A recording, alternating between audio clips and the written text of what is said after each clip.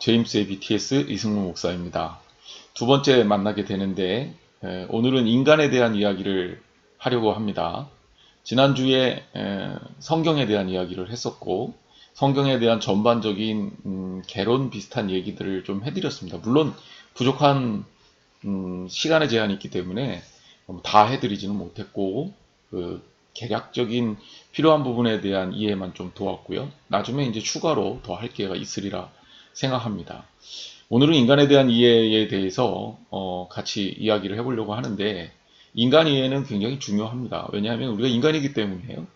그리고 또 인간 이해가 중요한 것은 우리가 인간을 어떻게 이해하느냐에 따라서 우리의 삶의 태도가 완전히 달라지기 때문입니다.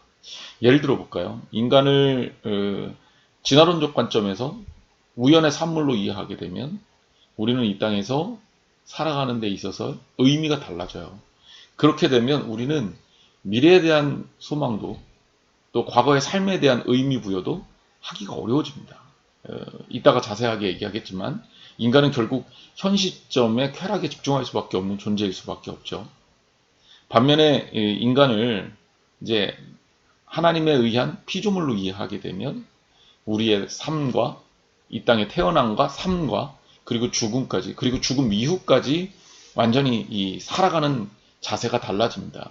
그래서 저는요, 크리스찬과 넌 크리스찬의 차이, 크리스찬과 넌 크리스찬의 이 나름대로의 세상을 바라보는 시각에 의해서 시각이 완전히 다른 세계를 살고 있다. 그러니 서로가 서로를 이해하는 게 어려울 수밖에 없습니다. 예수 그리스도를 믿지 않는 사람들이 예수 그리스도를 믿는 사람들을 이해한다는 것은 굉장히 어려운 일일 수밖에 없습니다. 그래서 이게 얼마나 복잡하냐면 신학자들 중에 그렇기 때문에 설명을 해서 그들을 설득하기보다는 일단 믿고 나서 그 다음에 믿음이 생기면 알게 될 거야. 이렇게 이야기하는 경우가 많습니다. 그럴 수밖에 없다는 것을 여러분들이 조금 이해를 필요로 하겠죠. 그래서 인간에 대한 이야기를 좀 잘라서 진행하려고 합니다. 너무 길지 않게. 지난주에 녹음한 영상이 30분을 넘어가다 보니까 좀 길다는 피드백이 있었습니다. 그래서 조금 이 시간을 좀 줄여서 인간에 대한 이 이해는 오늘 조금 일반적이고 우리 피부에 와닿는 그런 그냥 실생활적인 그리고 좀 인문학적인 그런 얘기를 좀 하고요. 그리고 성경에서 말하는 바가 어떠냐 이 이야기는 다음 시간에 좀 진행해 보겠습니다. 먼저 우리가 인간을 이야기하다를 얘기하면서 여러분들한테 좀 이야기하고 싶은 것은 좀 우리가 질문을 좀 제대로 했으면 좋겠어요. 인간이란 뭘까? 인간이라는 존재는 여러 가지 측면에서 정의가 할 수 있거든요. 제가 여기 이제 해골들을 묘사했는데 인간이라는 존재가 이 어떤 물질적으로 분석을 하면 살덩어리, 몇 프로의 수분, 몇 프로의 이 철분, 한마디로 얘기하면 살과 뼈, 그리고 이제 기타 다른 약간의 그 장기들, 이런 것들로 구성된 그야말로 그냥 별거 아닌 거예요. 특별한 세상에 다른 물질이 들어있냐? 인간의 몸을 이렇게 연구해보면 아주 특별한 지구상에서 찾을 수 없는 인간에게만 있는 특별한 물질이 있느냐? 없단 말입니다. 그러니까 다 우리가 일상적 생활에서 만날 수 있는 그런 요소인 거죠. 성경에 인간이 흑으로 창조됐다 그랬는데 또 놀랍게도 흑에 있는 것들이 다 우리 인간의 몸입니다. 그래서 수분도 있고 그 다음에 철분도 있고 인도 있고 기타 등등 우리를 구성하고 있는 요소들로만 본다면 그냥 별거 아닌 거죠. 이렇게 인간을 이해할 것이냐, 아니면 인간이라는 존재를 조금 이 생명이라는 것을 특별하게 생각하고 인간의 사고와 정신을 좀 특별하게 생각하고 인간을 바라볼 것이냐. 또 한편으로는 인간이라는 존재 자체가 아까도 잠깐 얘기했지만 피조된 존재냐? 아니면 우연의 산물로 이 땅에서 살게 된 존재냐? 이거에 따라서 우리의 삶의 문제가, 삶의 자세의 문제가 굉장히 달라진다는 거예요. 그래서 인간이란 어떤 존재일까를 우리가 좀 깊숙이 생각해 볼 필요가 있고요. 그리고 이것을 신앙적으로 정의를 할 때 왜 신앙적 정의가, 성경적 정의가 우리한테 중요한지, 그리고 이것이 얼마나 중요한지 이것을 이해하면 우리는 조금 더 우리 인간들에 대해서 나 스스로에 대해서도, 그리고 우리 이웃에 대해서도 사랑하고 섬겨야 할 이유를 인간 이해로부터 발견하는 거 아니겠느냐 라는 겁니다. 인간에 대해서 우리가 안다는 것 자체가 우리가 스스로 인간이면서도 굉장히 어려워요. 뭐 인간의 이제 몸에 대한 연구, 인체에 대한 연구는 뭐 굉장히 많이 진도가 나갔죠. 그래서 뭐 인간 복제 문제까지도 나오고 있으니까 복제된 인간이 진짜 인간이냐 뭐 이런 질문도 지금은 하고 있습니다. 동물들이 지금 복제가 되고 있는 시대이기 때문에 그렇죠. 제가 뭐 여담입니다만 알아보니까 뭐 지금 뭐 어느 정도까지 왔냐, 뭐 개 같은 경우, 욕 아닙니다. 개의 경우, 우리나라 토종견 같은 경우, 뭐 대표적인 예가 삽살개인데요. 삽살개가 거의 멸종 단계까지 갔어요. 특히 이제 안견의 그림에 보면 삽살개 그림이 있는데 우리가 생각하는 그 털이 많은 장모 삽살개가 아니라 단모 삽살개란 말이에요. 그래서 이거 다른 품종이냐 이렇게 논란이 많다가 나중에 유전학적으로 밝혀낸 거죠. 아주 소수의 이 삽살개가 단모로 출현할 수 있겠구나, 유전적으로. 그 단모 삽살개가 그 당시에 일반적이었고 굉장히 많았고 안견이 그것을 그린 것 아니겠느냐. 그래서 지금 우리나라의 단모 삽살개를 복원했더라고요. 원래 없었는데 유전적으로 복원을 해서 잘 키우고 있고요. 그리고 종자를 유전적으로 남기고 있습니다. 그러니까 이게 이제 개니까 문제가 안 되는데 인간에게 적용한다 그랬을 때 이게 또 골치 아픈 윤리적 문제, 신학적 문제를 발생하게 되겠죠. 뭐 그거는 이제 여기에서 논의사항은 아니니까 그냥 이 정도로 하고 가름하고 넘어가겠습니다. 어쨌든 제가 여러분들에게 얘기하고 싶은 것은 여러분들이 인간을 어떻게 이해하느냐, 이것은 우리가 생각하는 것보다 그렇게 단순한 문제도 아니고, 그리고 오히려 굉장히 중요하고 의미 있는 논제다라는 말씀을 꼭 드리고 싶습니다. 그래서 제가 오늘 좀 제가 좋아하는 그런 이야기들 중심으로 해서 예화를 좀 들어보려고 합니다. 최고의 미술가 중에 하나인 고흐. 고흐의 그림들을 보면 물론 이제 그가 가지고 있는 어떤 삶을 이해하면 그의 그림들의 이 어떤 이유도 내면도 이해할 수 있거든요. 그렇지만 고흐의 그림들 중에 이제 여러 가지 특징들이 있지만 그의 그림 중에 아주 또 하나의 특징, 일반적인 특징 중에 하나는 굉장히 주변 사람들을 그렸다는 거죠. 그러니까 모델에서 굉장히 아름다운 여인을 그린다든지, 모델로서 아주 뛰어난 남성을 그린다든지, 혹은 그의 머릿속에 아주 이상적인 꿈을 가지고 그것을 그린다든지, 이런 스타일이 아니라 고흐는 그가 자연을 그리든지, 뭐 그의 그림 뭐 대표적인 예가 해바라기 뭐 이런 거 아닙니까? 고흐의 해바라기 그림, 뭐 그냥 해바라기는 그냥 보통 꽃이잖아요. 일반적인, 아주 일반적인, 그리고 아주 특별할 거 없는, 그리고 비싸지 않은 그런 꽃이잖아요. 사람에 대해서도 마찬가지입니다. 고흐의 그림 중에 굉장히 많은 게 자화상이에요. 그리고 이제 이웃집 그림, 이런 것들이죠. 오늘 여러분들하고 같이 보고 있는 PPT에 나와 있는 이 그림, 이 롤랭의 초상인데요. 우체부입니다. 이게 실제로 실존 인물이고요. 고흐가 롤랭의 이 그림을 그리면서 그의 동생 테오에게 편지를 쓴 내용에 보면은 이 롤랭이라는 사람이 얼마나 이 매력적인 사람인지를 설명하는 내용이 나와요. 그러면서 그가 그 편지에 뭐라고 얘기를 하냐면, 사람을 사랑하는 것보다 더 예술적인 일은 없는 것 같다, 이런 표현을 씁니다. 고흐에게 있어서 인간이란 어떤 존재였을까? 사랑의 대상으로서 고흐는 사람의 삶을 발견하고 그 속에서 예수를 찾은 거죠. 물론 고흐가 주변 사람들을 모델로 했던 이유가 있습니다. 왜냐하면 고흐는 그 당시에 굉장히 가난한 화가였습니다.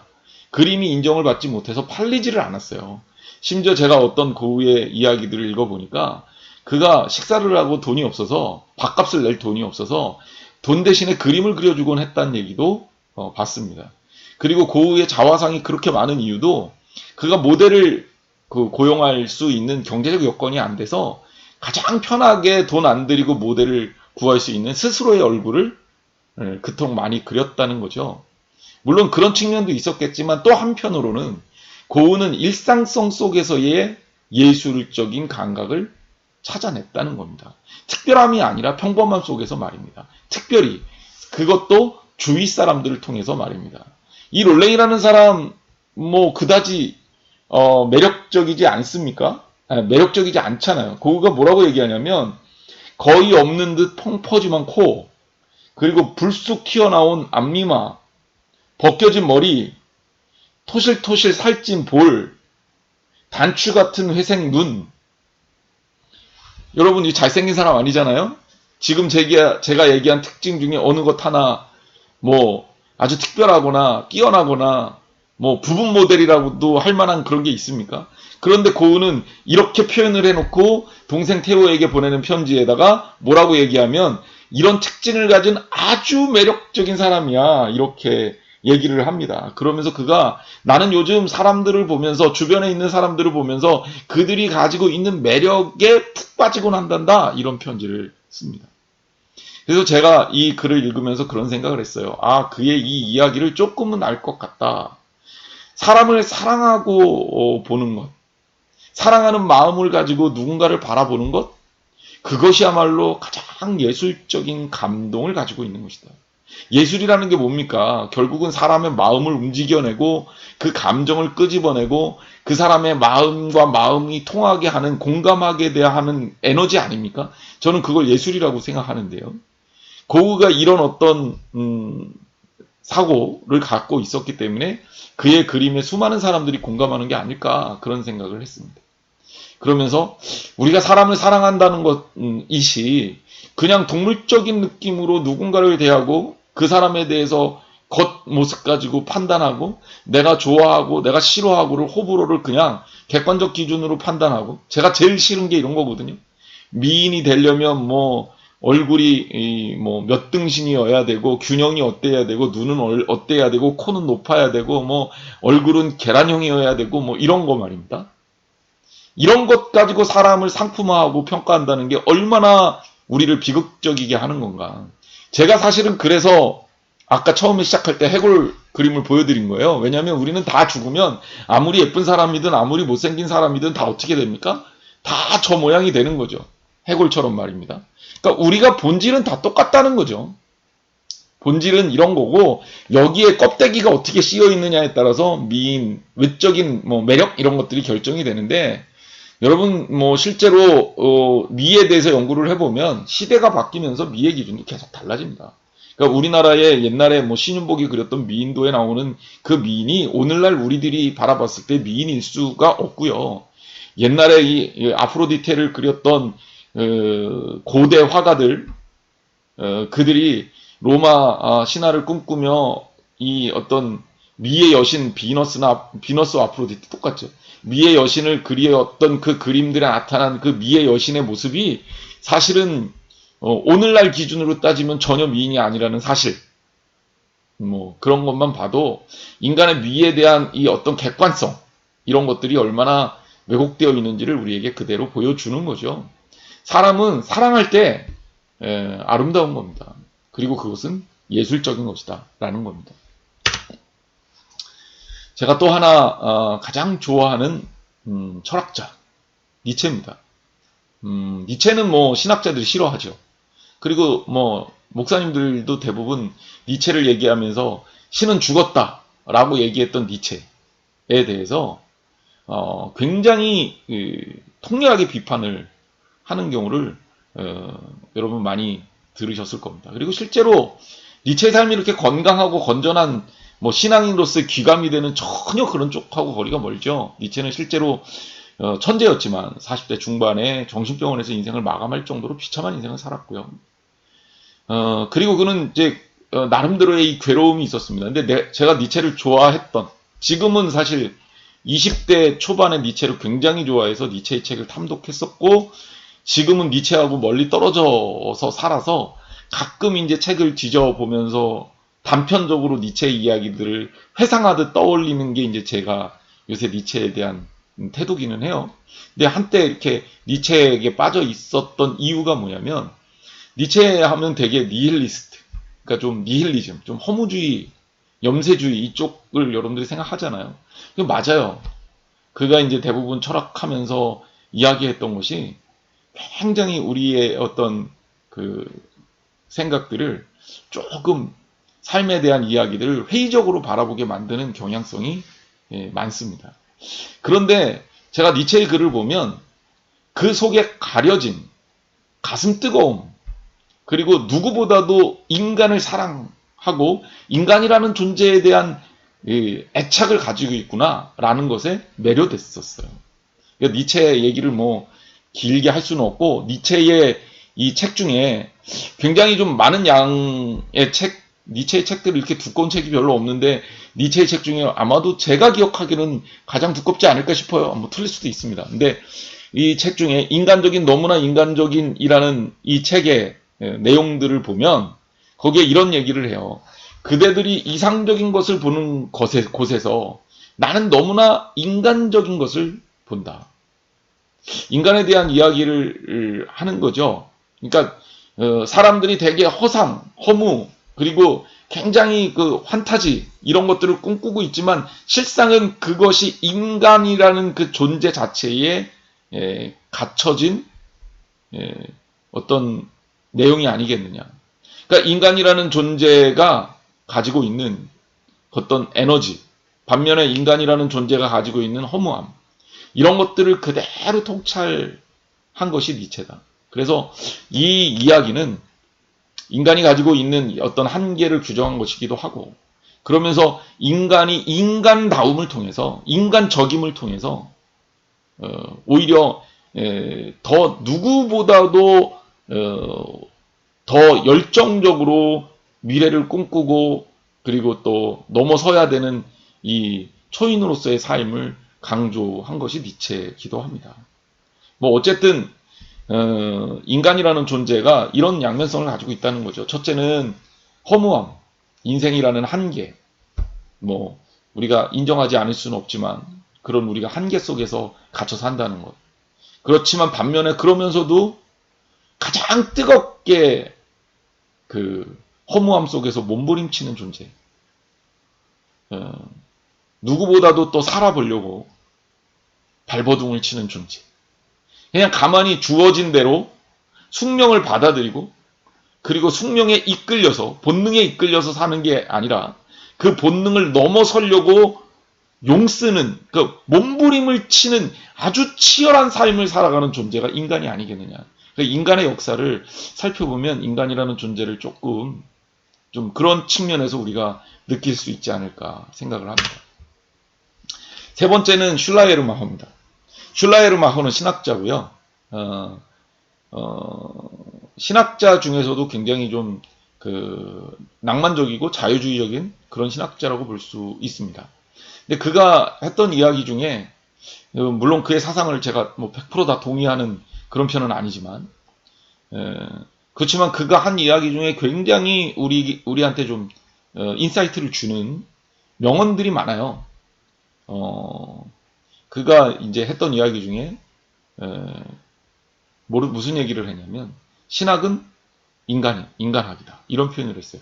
슐라이르마커가 했던 더 유명한 말은 뭐 신앙이라는 것은 뭐냐, 절대 의존의 감정이다, 뭐 이런 표현까지도 해서 그것은 굉장히 많이 유명한데, 신학은 인간학이다라는 표현도 했습니다.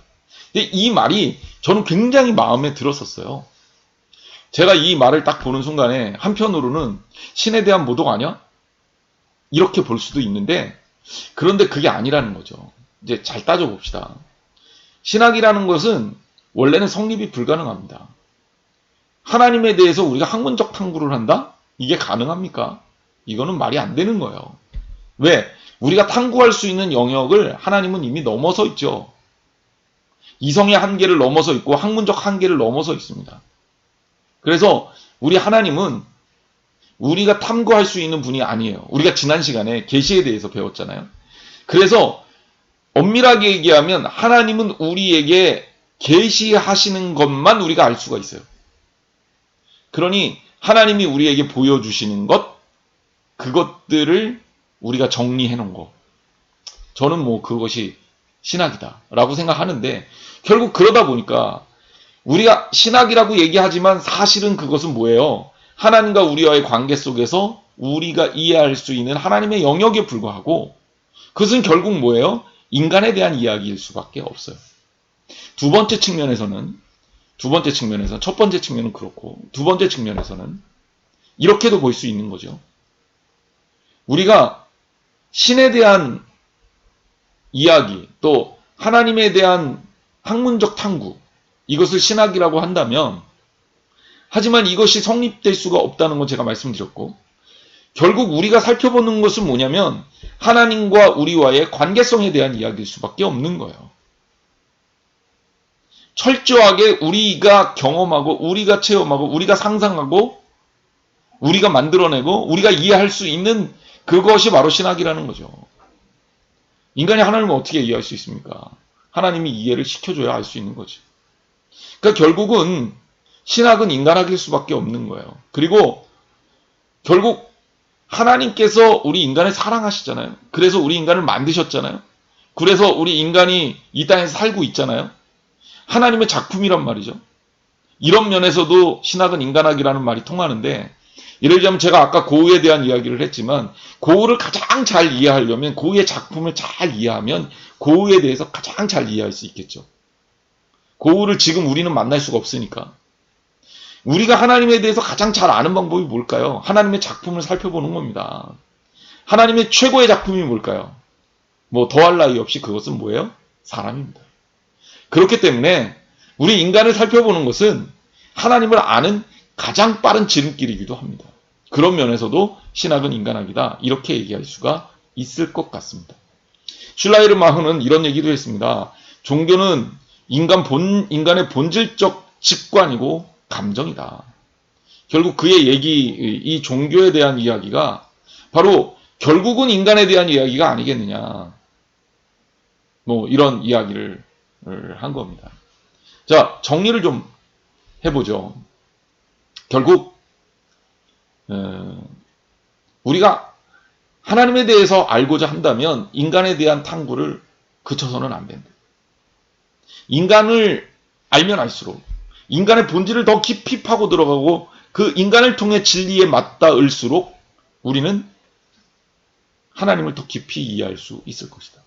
그리고 우리의 삶을 제대로 성경에서 가르쳐 주신 대로, 또 한편으로 우리의 삶을 정말 우리가 가진 지혜로 최선을 다해서 존중하고 사랑하고 아끼고, 그리고 우리 스스로의 삶을 하나님이 기뻐하시는 방법으로 높이는 그 방법만이 우리가 이 땅에서 제대로 신앙인으로서 살 수 있는 바탕이 된다. 이렇게 말씀을 드릴 수 있을 것 같습니다. 자, 다음 주에는 성경이 말하는 인간이 뭘까? 이 이야기를 해보겠습니다. 이번 주는 좀 서론적 이야기고, 그리고 또 인문학적 이야기이기도 한 뭐 이런 내용을 좀 다뤘습니다. 다음 주에 만날 때까지 건강하고 또 행복하게 한 주간 또 보내시기를 주님의 이름으로